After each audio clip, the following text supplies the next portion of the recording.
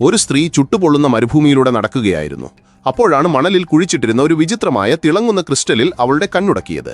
ഇങ്ങനെയൊരു പ്രത്യേക കല്ല് എങ്ങനെയാണ് ഈ വിജനമായ സ്ഥലത്തെത്തിയതെന്ന് അവൾ അത്ഭുതപ്പെട്ടു. എന്നാൽ അവൾ അത് കയ്യിലെടുത്ത നിമിഷം ആ ക്രിസ്റ്റൽ സാവധാനം ഒരു നിഗൂഢമായ ആയുധമായി മാറി. ഇതൊരു സാധാരണ ആയുധമായിരുന്നില്ല.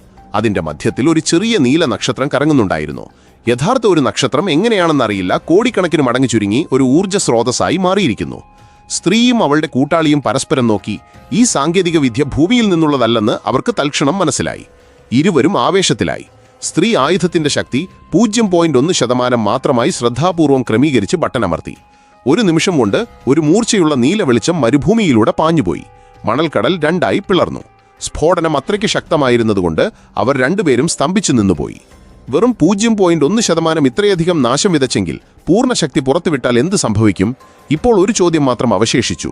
ഈ ആയുധം എവിടെ നിന്ന് വന്നു? അന്യഗ്രഹ ജീവികളായിരുന്നോ ഇതിനു പിന്നിൽ?